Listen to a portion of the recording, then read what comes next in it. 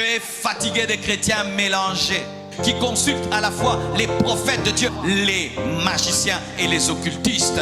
N'allez jamais dans la maison d'un marabout. Ça ouvre la porte aux démons. Un homme marié qui trompe sa femme, tu sors avec des prostituées, personne ne te voit, mais Dieu te voit. Et toi, ma soeur, qui sors avec cet homme marié en train de détruire le foyer d'un autre, Dieu te punira. Répands-toi aujourd'hui et libère le mari d'autrui.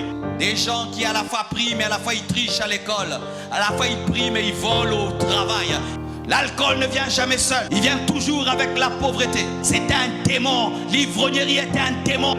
Répentez-vous, fuyez la maison de l'alcool, fuyez la maison de la prostituée, la maison de Satan. Si on ne dit pas ça, plusieurs iront en enfer. Je n'ai pas peur de dire la vérité et je suis prêt à tout dire. On n'essaye pas d'avoir des relations sexuelles pour savoir si ça va marcher, parce que la femme n'est pas une voiture 4x4 que tu dois tester avant de l'acheter, car on n'achète pas la femme. La femme n'est pas une voiture que tu dois rôder. Quiconque ici a des relations intimes avant le mariage est impudique. Et la Bible dit, les impudiques finiront en enfer.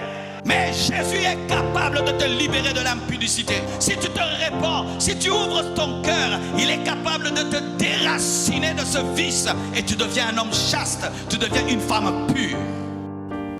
Tout cet argent que tu dépenses dans l'impudicité, tes enfants sont en train de mourir de faim, mais tu es en train de donner cet argent à une autre femme que tu n'as pas épousée. Là-bas tu as acheté des chaises, là-bas tu as acheté des meubles, là-bas tu as acheté une télévision et ta propre femme est en train de souffrir. Quelle malédiction! Quelle malédiction! Et toi, ma soeur, qui sors avec cet homme marié, libère cet homme, ce n'est pas ton mari. Ta maison est maudite. Lorsque la Bible parle de ta maison, il appelle ta maison séjour de mort. Servant Dieu à l'église et sortant avec des maris d'autrui. Servant Dieu à l'église et sortant avec des prostituées.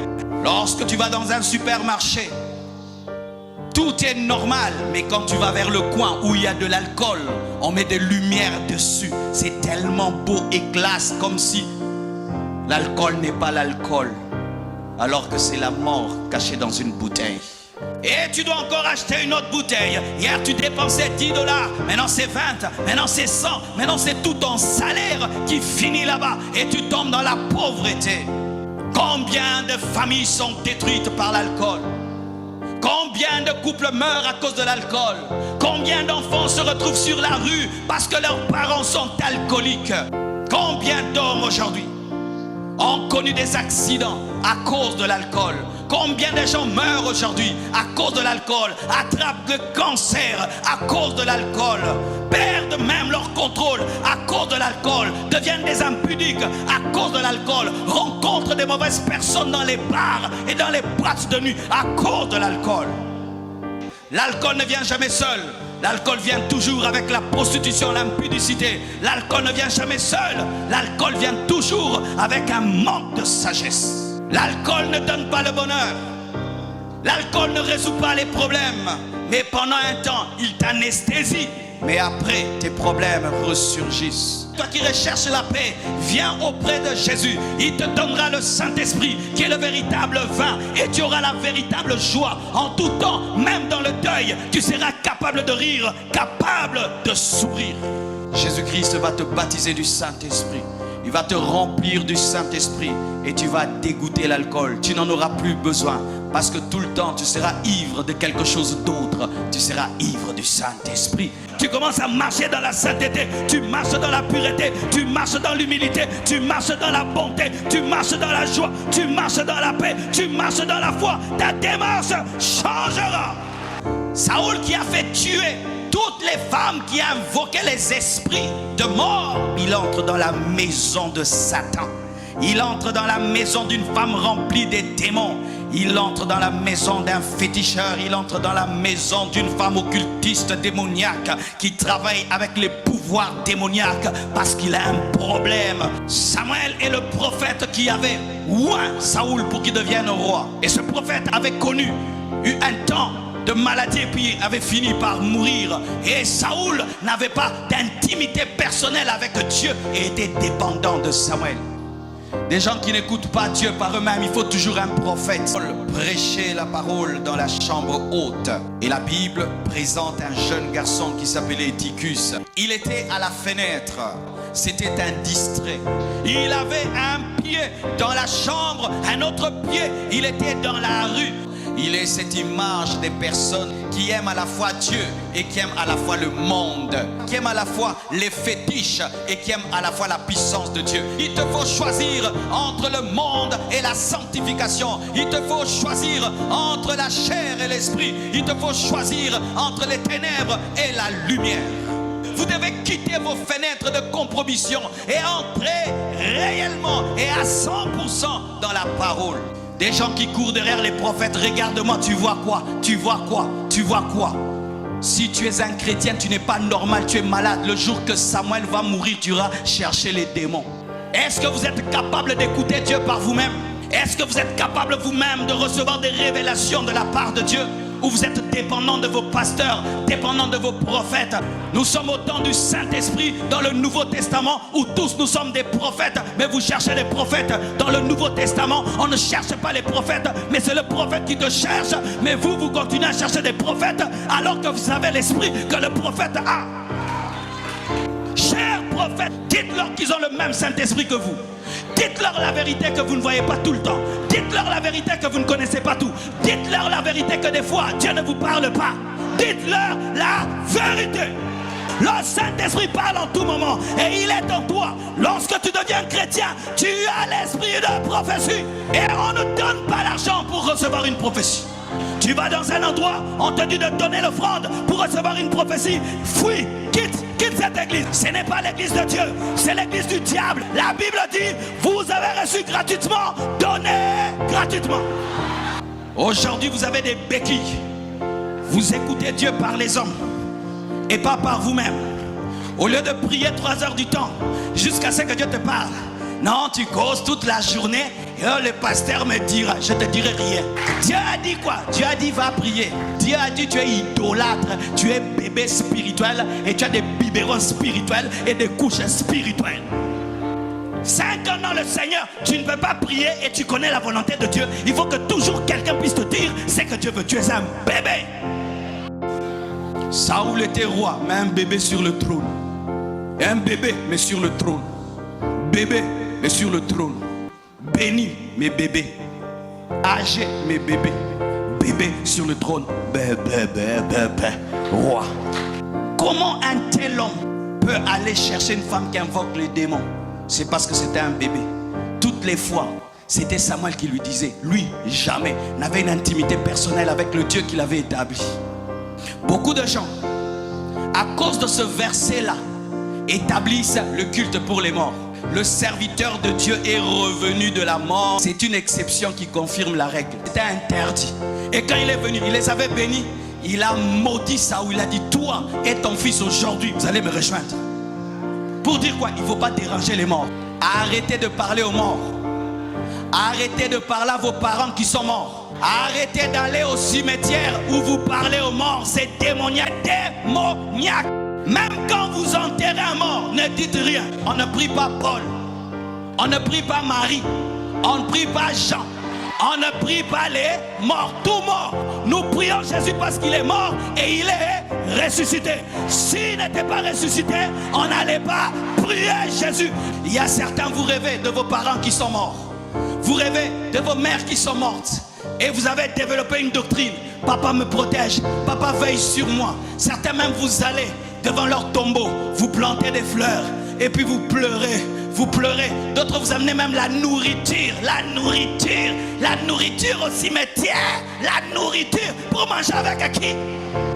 Oh, c'est notre culture. Oui, une mauvaise culture. Une mauvaise culture. Une culture démoniaque, satanique. Jetez ces cultures. Un homme invoquera Dieu. Il n'invoquera pas les morts. N'allez jamais dans la maison d'un marabout. N'allez jamais dans la maison d'un prêtre vaudou. N'allez jamais, jamais dans une maison où on invoque les puissances sataniques, démoniaques. Ne mettez jamais vos pieds. Pourquoi? Ça ouvre la porte aux démons. Quand seulement tu mets ton pied dans la maison d'un prêtre vaudou, même si tu es allé accompagner quelqu'un, même si ce n'était pas toi qui avais le problème, le fait seulement de mettre ton pied, tu lui donnes le droit de te posséder. Et certains ici, vous avez été possédés à cause de cela. Jésus va te délivrer. Et il nous a donné le pouvoir de marcher sur les scorpions, sur les serpents, sur toute la puissance de l'ennemi. Et rien ne pourra nous nuire. Il a dit: en mon nom, vous chasserez les démons. Et en son nom, nous chasserons les démons. Tu dois te repentir. Tu dois renoncer à cela. Tu dois demander à Dieu pardon d'être allé auprès du diable pour chercher le secours. Tu es allé chercher quoi? L'argent. Lui-même, le prêtre vaudou est pauvre. Comment il va te rendre riche? Qui commence à rendre riche ses enfants et sa femme. Regarde, lui-même est pauvre comme ça. Il va te donner quoi? Il n'a rien.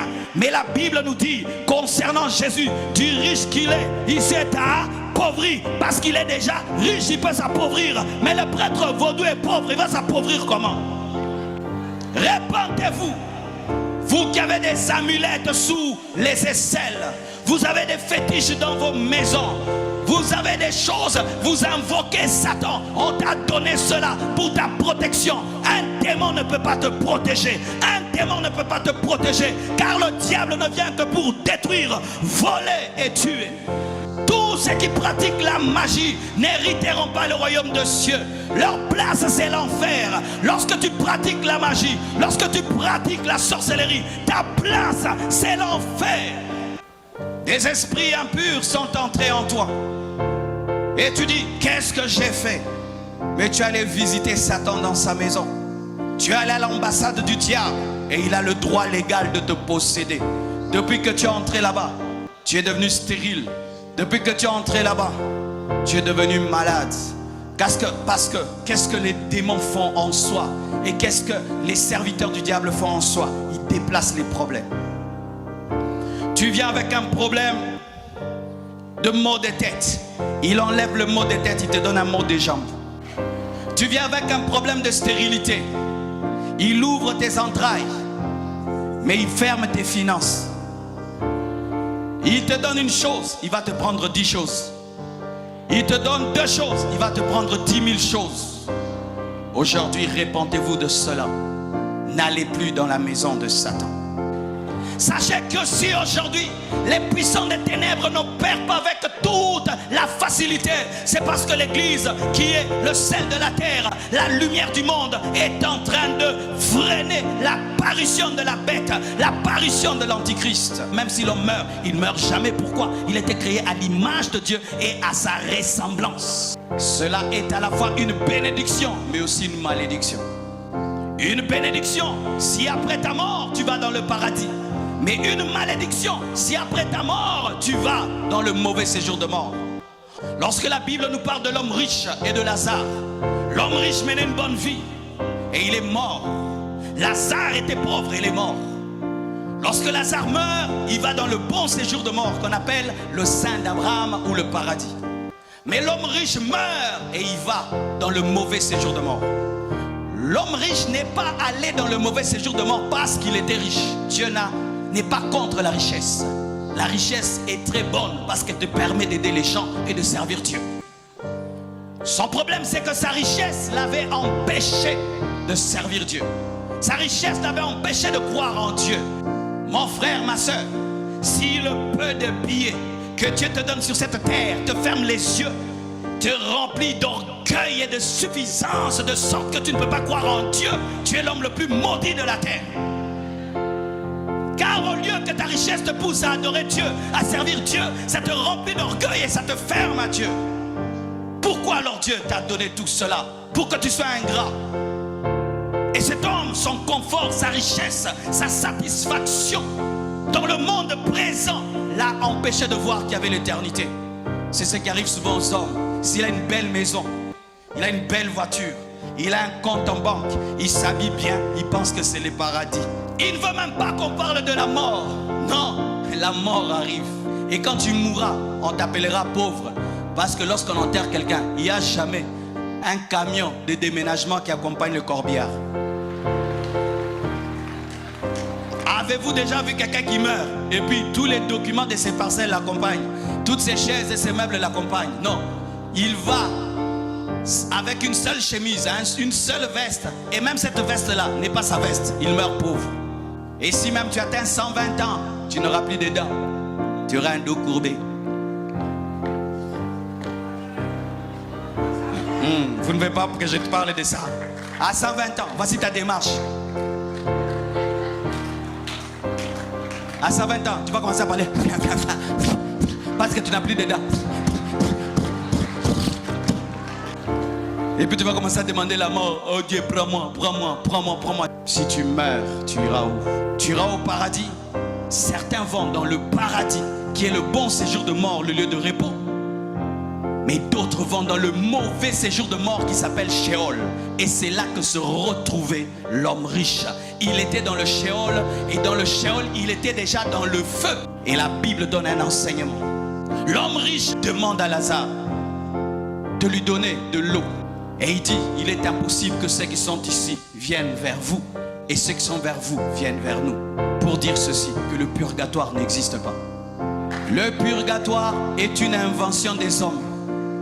Pour que vous viviez dans le péché sur la terre et attendant mourir pour qu'on prie pour vous et qu'on puisse brûler des encens et des eaux bénites pour que vous puissiez aller au ciel. Quelle escroquerie! Pendant toute ta vie, tu n'as pas cru en Dieu. Maintenant, tu meurs, en fait de prière, tu vas au ciel, bien-aimé. Après la mort, il n'y a pas une étape intermédiaire. Soit tu vas dans le mauvais séjour de mort, soit tu vas dans le paradis. La Bible nous dit, car il est réservé aux hommes de mourir une seule fois, après quoi vient le jugement. Toi qui attends le purgatoire, tu serais étonné. Tu es comme ces élèves qui vont à l'école. Ils pensent que le professeur va donner 2 interros, mais le professeur ne donne qu'une seule interro. Et il n'y a pas de repêchage.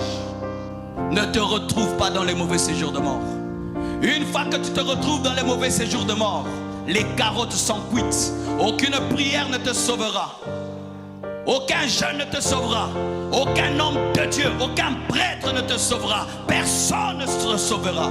Car si tu n'as pas pu donner à Jésus ta vie, il n'a que faire de ta mort. Pendant que tu as la vie, tu as la force, la santé, Jésus vient à toi et tu dis je ne veux pas de toi. Et tu attends quoi? Mourir. Et puis après ta mort, tu es sauvé. Et puis le jour de ma mort, on prend quelques gouttes, on jette sur mon cercueil, on prend quelques encens, on met, et puis je vais au ciel. Ah, facile comme ça.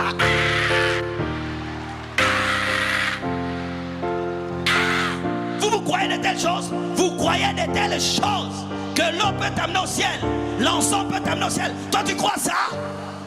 Seul Jésus amène au ciel et tu dois le recevoir. C'est Jésus qui dit que le feu éternel existe. C'est Jésus qui dit que si ton œil est une occasion de chute pour toi, qu'on lève cet œil, coupe cette main. Vaut mieux entrer manchot au ciel que d'aller dans le feu éternel avec 2 mains. Qui dit ça? Jésus. Jésus qui n'a jamais menti. Jésus qui dit toujours en vérité, dit à l'homme qu'il y a un endroit qu'on appelle feu éternel, qu'on appelle Géhenne, enfer. Tous ceux qui se retrouveront dans le séjour de mort, le mauvais séjour de mort, au dernier jour, seront ressuscités et condamnés pour l'éternité dans le feu éternel. Car si ton nom n'est pas écrit dans le livre de vie et tu meurs sans Jésus, c'est fini. Après le séjour de mort, à la fin des temps, au jugement dernier, tu seras jeté dans le feu éternel. Comment peux-tu rater la nouvelle Jérusalem céleste et finir en enfer? C'est lorsque tu entends un homme te prêcher comme je te prêche là, et tu le prends à la légère. Car en enfer, toutes les prières de repentance sont nulles et sans effet. En enfer, il y a une chanson. Si je savais, si j'avais entendu, si j'avais pris au sérieux ce qu'on m'avait dit, si j'avais écouté, si j'avais cru. Un homme qui n'est jamais venu à l'église et qui finit en enfer n'est pas aussi condamnable qu'un homme comme toi qui écoute la parole sur internet, qui écoute la parole à l'église, mais tu as une vie d'hypocrisie. Il y a 2 personnes en toi. Sachez que vous pouvez tout cacher au-devant des hommes, tout cacher au-devant des pasteurs, mais vos vies sont à nu devant Dieu. Et Dieu, pour l'éternité, ne nous juge pas en fonction des masques que nous portons, mais en fonction de ce que nous sommes vraiment. Une décision n'est pas suffisante pour te changer.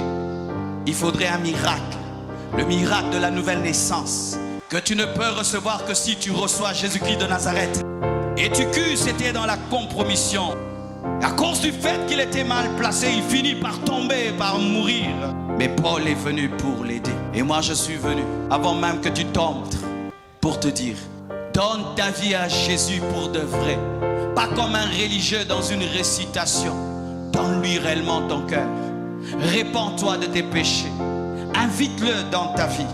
Et la puissance du Saint-Esprit va opérer. Et Jésus va te libérer de la puissance de Satan, de toutes les forces de ténèbres qui veulent te tuer et te détruire. Ouvre ton cœur et il te sauvera. Que Dieu vous bénisse abondamment.